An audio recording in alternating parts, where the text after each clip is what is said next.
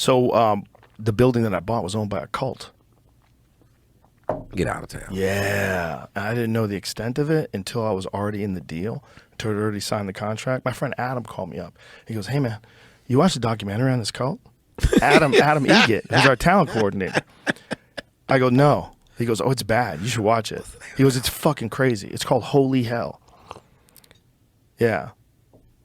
It's about this dude. His name is Jaime Gomez. And he was a gay porn star and a hypnotist. And he started a cult in West Hollywood. He was teaching people yoga, and he got a bunch of young disciples, and they believed that he was a guru, and that he was God energy, and he convinced them. And he ran this game for like 10 fucking years. Maybe he was hypnotizing people. He was 100%. That's how he got in trouble.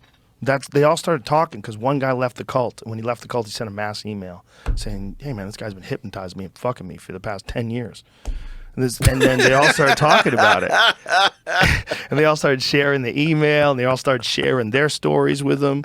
They had all kind of kept it under wraps. And this guy was doing this, and he escaped LA because they were after him. It was right around the time when Waco went down, and the Cult Awareness Network was like going after cults.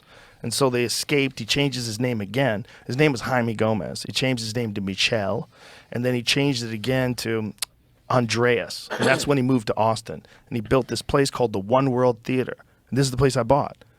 So Wow. All these poor lost kids, they built this place for him. They were his disciples. They didn't have contractors. The cult members built the place. Under hypnosis. Well, I don't think that was under hypnosis, but what he would do is he'd give them therapy every week. He'd charge them money, charge them $50 for therapy, and then he'd fuck them. This guy. You should watch the documentary. The documentary is wild. Because, holy hell. Yeah, because like we were talking about cults.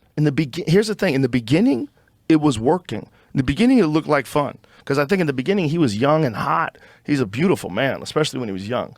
And he had this crazy body, six-pack. That's when he's getting older. But when he was young, when he was a gay porn star, he was a beautiful man.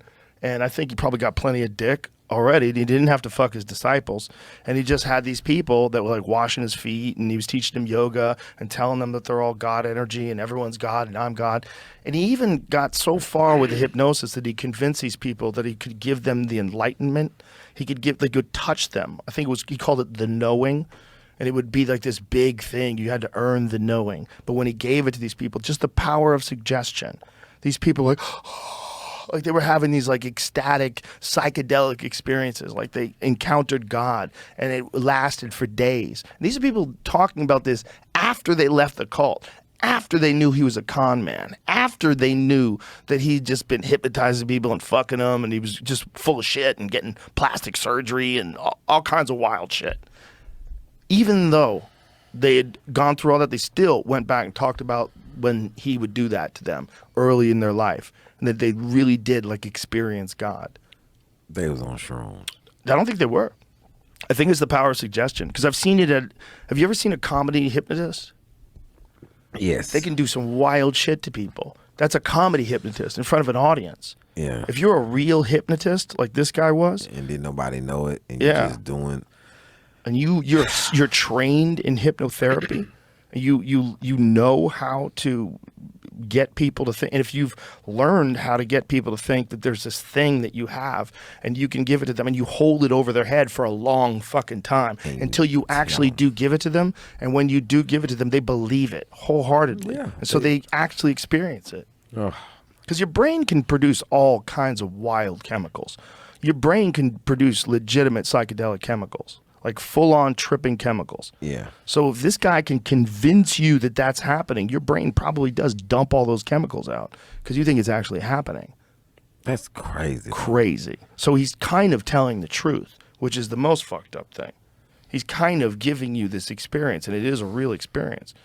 But the whole thing goes off the rails. It goes off the rails. And eventually they actually fly him to Hawaii to get rid of him. Damn. They can't get rid of this guy.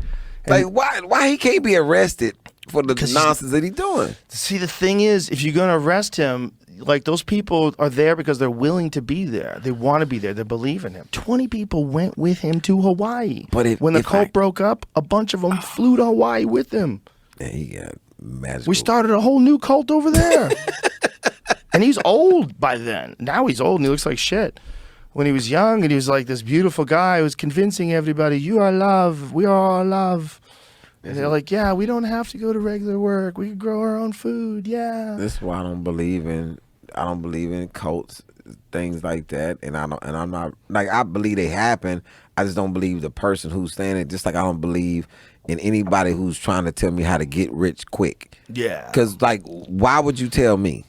Right. Like, you are not that damn gracious where you like, oh, I'm a billionaire. I want to make you a billionaire too. Come on, man. Get the get rich quick scheme that they don't want you to know about. That's always what it is. They don't want you to know. Man, and any type of group thing, like something comes around all at once and everybody's doing it. Anytime I see a regular ass person doing something, like, yo, man, you can invest in this. Man, get out of here, man. Get your regular ass out of here. You know what I'm saying? Like I'm not, and you have to, for me to believe in you in something, you definitely have to look a certain type of way. Mm-hmm. I'm just not impressed. Even if you look homeless, it's still a way to look rich at the same time. Bert Kreischer showed me that. Like, I did Bert's podcast, and he came to I was in Tampa, and he came in my room with like no shirt on, flip flops, nails. He didn't even have on shoes, and his toenails was painted, and he come with all this equipment, and he walks in my room. The first thing he said, "Can I use your restroom?" I said, "Yeah, go ahead, it's right there." And then he comes out of the restroom, he's wiping his hands, saying, "Ali, no disrespect, were you raised by a single mother?" I said, "Yeah, why?" "Because your room is amazing." I've been in my room for 4 hours, like I've been squatting for 2 months. And we do the podcast, and then he's walking out, and I'm thinking, because he don't have on shoes and no shirt, he's clearly in his nice Toyota Camry right here. And I'm walking towards this Camry, and I look back, and he's like, "Is that your rental car?" I'm like, "Nah, I was walking around, I thought this was your car."